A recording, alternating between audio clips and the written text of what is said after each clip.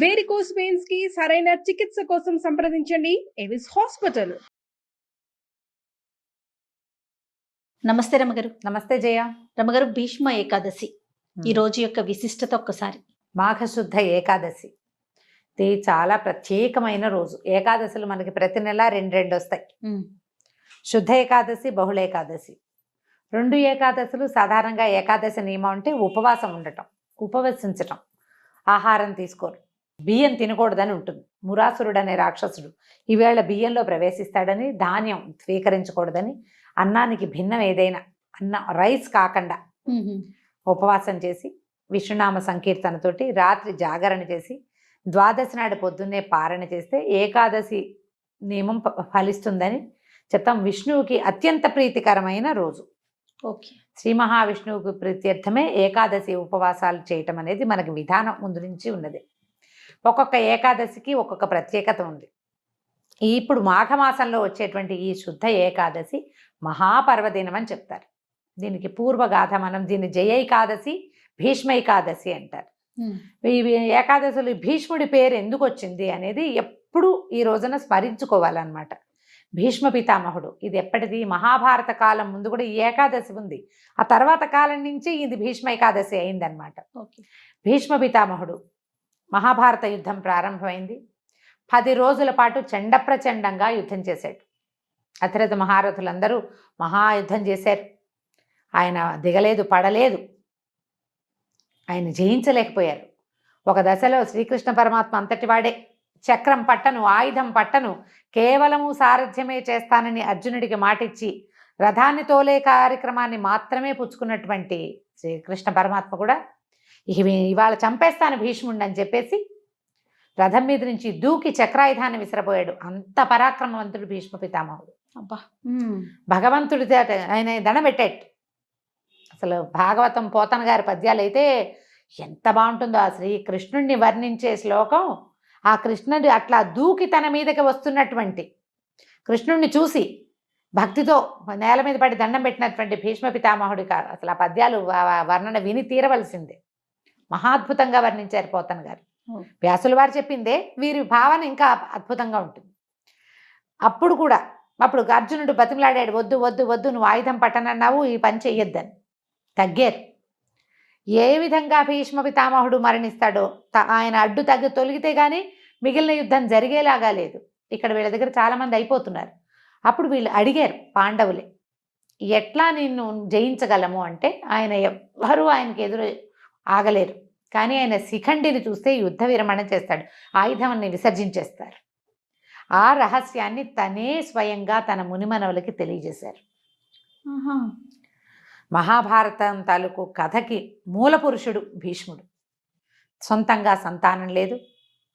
తండ్రి యొక్క మనమలు, అది కూడా క్షేత్రజపుత్రులు. వాళ్ళు సహజంగా మనవలకు తన తమ్ముళ్ళకి పుట్టిన సంతానం కాదు, క్షేత్రజ సంతానం అయినా కూడా ఆ తండ్రి యొక్క దాన్ని కాపాడడం కోసమే పితామహత్వాన్ని కూడా స్వీకరించాడు. తాత అయిపోయాడు కదా, ముత్తాత అయిపోయినా ఆయన సింహాసనాన్ని రక్షించే కార్యక్రమం నుంచి బయటికి రాల. శిఖండి దర్శనం గనక అయితే, అంటే నపుంసక దర్శనం అయితే నేను ఆయుధ విసర్జన చేస్తానన్నాడు. అందుకని యుద్ధం చేసేటప్పుడు శిఖండిని, ఈ శిఖండి ఎవరు? ఈయనతోటి నిరాకరించబడిన అంబ, ఆమె కాశీరాజకుమార్తె, ఆమె యొక్క ద్వితీయ జన్మైన ఈ శిఖండి స్వరూపాన్ని చూడంగానే ఆయన ద్రుపదరాజుకి సంతానంగా జన్మించింది ఆవిడ. ఆ శిఖండి కనపడేసరికల్లా ఈయన ఆయుధాన్ని విసర్జించేశాడు, బాణాలు వేసి కొట్టేశాడు అర్జునుడు. కానీ భీష్మ పితామహుడికి ఆయన యొక్క మహాద్భుతమైన చరిత్ర వల్ల ఇచ్ఛామరణ శక్తి ఇచ్చాడు తండ్రి. నీ అంతటా నువ్వు ఎప్పుడు కావాలనుకుంటే అప్పుడు మరణం వచ్చేలాగా. అప్పుడు ఆయన ఏమనుకున్నాడంటే, నేలను పడిపోతే శరీరం అంతా బాణాలు గుచ్చుకుపోయినాయి, పడుకునే పరిస్థితి లేదు. అంపశయ్య ఏర్పరిచాడట అర్జునుడు. బాణాలతోటి ఆయన శరీరం నేలకి తగలకుండా అట్లా గాల్లో ఆపి పెట్టేలాగా.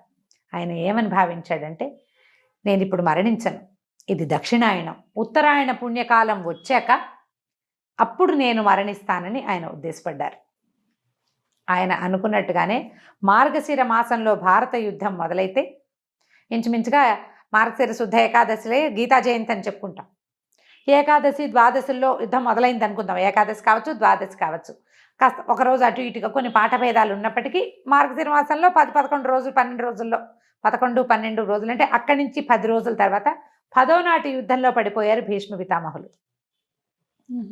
అంటే ఆ ఒక 5 రోజులు ఏకాదశి నుంచి ఏకాదశి అనుకుందాం పోనీ, ఏకాదశి, ద్వాదశి, త్రయోదశి, చతుర్దశి, పౌర్ణమి, అవో 5 రోజులు.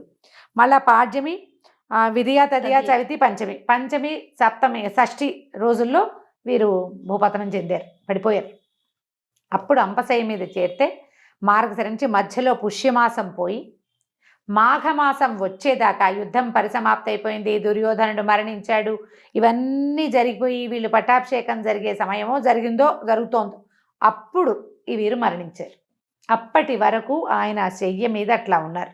ఉత్తరాయణం కోసం సూర్యుడు ఉత్తర దిశ వైపుకి తిరిగే సమయం వరకు వేచి ఉండి ఆయన పూర్తిగా తిరిగాక ఉత్తర దిక్కుకి వాలిన తర్వాత అప్పుడు ఆయన అప్పుడు మరణిస్తే ఊర్ధ్వగతులు, ఉత్తమ గతులు లభిస్తాయి, ఈ జన్మానికి సాఫల్యం లభిస్తుందని ఆయన అట్లా ఉండిపోయారు.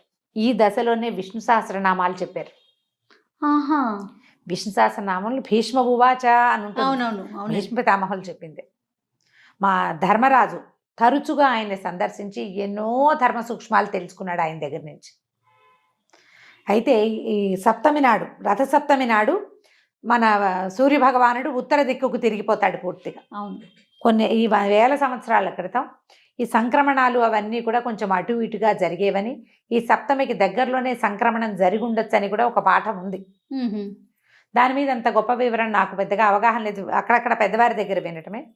అష్టమి నాడు నుంచి ప్రాణం మొదలుపెట్టారని, ఏకాదశి దాకా అంటే ఈ ప్రాణాలు పంచప్రాణాలు ఒక్కొక్కటి వెళ్ళినాయని, అష్టమి, నవమి, దశమి, ఏకాదశి నాడు పూర్తిగా ప్రాణ విసర్జన చేశారని, ప్రాణాలు వదిలిపెట్టారు. ఏమనాలని, ప్రాణోత్కర్షణ అలాంటి పదం ఒకటి వాడతారు. పూర్తిగా తన జీవాన్ని వదిలిపెట్టారని చెప్తారు. ఓకే. అష్టమి నుంచి ఏకాదశి దాకా ఈ దశ నడిచింది అని చెప్పే పాఠము ఉంది. మరి సప్తమి నాడే సూర్యుడు ఉత్తరం వైపుకి తిరిగిపోతే ఈయన ఏకాదశి దాకా ఎలా జీవించి ఉన్నారు? సూర్యుడిని చూడగానే వెళ్ళిపోవాలి కదా. అదే ఇక్కడి నుంచి మొదలుపెట్టి అలా జరిగిందని ఒక పాఠం. అయితే వీరు ఇంత మహాభక్తులు భీష్ముడు, తర్వాత మహాద్భుతమైనటువంటి చరిత్ర కలిగిన వాడు, అత్యద్భుతమైన భక్తిపరాయణుడు, భగవంతుణ్ణి నేరుగా కంటితో చూడగలిగిన వాడు. ఆయన యొక్క మరణం ఏ రోజునైతే జరిగిందో ఆ రోజున ఆయన పేరుతోటే భగవత్ప్రీతికరమైనటువంటి ఏకాదశిని ఆయన పేరుతోటే పిలవాలని శ్రీకృష్ణ పరమాత్మ ఆదేశించారని చెప్తారు. ఇలాంటి ముక్తి, ఈ రకంగా ఇచ్ఛామరణంతో ముక్తిని సాధించగలిగిన వాళ్ళు ఇంకా ఎవ్వరూ మనకి ఏ కథలోనూ, ఏ చరిత్రలోనూ, ఏ పురాణంలోనూ చెప్పలేదు. అంత అత్యద్భుతమైన వ్యక్తి భీష్మ పితామహుడే. ఆయన చరిత్ర మొదటి నుంచి, ఆయన పుట్టుక నుంచి మరణం దాకా ప్రతి విషయము అత్యద్భుతంగానే ఉంటాయి.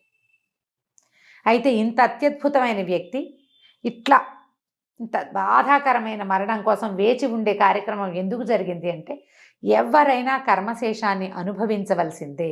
ఓహో, ఆయనది అనుభవించటానికే ఉన్నారేమో అంతేనంటారా?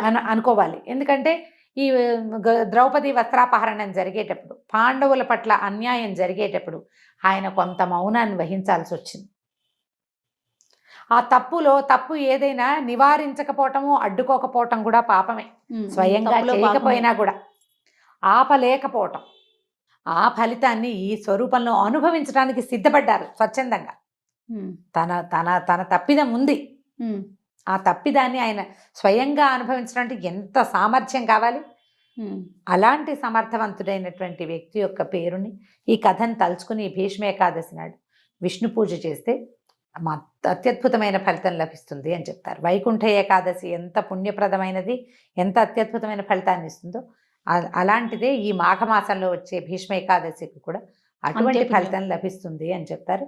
ఈ రోజున దేవాలయ దర్శనం కానీ, ఉపవాసం ఉండటం కానీ, జాగరణ చేయటం కానీ, ఎవరికైనా ఏదైనా దానం చేయటం కూడా, ఇవాళ చేసే దానము అవన్నీ కూడా చాలా అమోఘమైన ఫలితాన్ని ఇస్తాయి. కథ తెలుసుకుని పిల్లలకి చక్కగా భీష్మ పితామహుడి గురించి కథలు అవి చెప్పగలిగితే మరింత బాగుంటుంది. కృష్ణనామ ఈవేళ మొత్తం కృష్ణనామంతో మనం రోజంతా గడపటం, ఎవరితోటి పోరాటాలు యుద్ధాలు అవి చేయొద్దు. ఓకే. పోట్లాటలు లేదు, సాధ్యమైనంత మౌనం అవలంబించండి. భగవన్నామ సంకీర్తన చేస్తూ గనక ఉంటే ఏదైనా మనం చెప్పుకోలేము, ఏదో సంగీతం ఏదైనా వింటుంటే భగవన్నామాలతోటి అది కూడా మంచి ఫలితాన్ని ఇస్తుంది. కొంచెం ఇలా పర్వదినాలప్పుడు గనక మనం కొద్దిగా జాగ్రత్త పెడితే, పెట్టుకుంటే శ్రద్ధ పెడితే మనకి భగవంతుడి సేవలో పాల్పంచుకునేందుకు అవకాశం లభిస్తుంది. నమస్తే. నమస్తే జయ.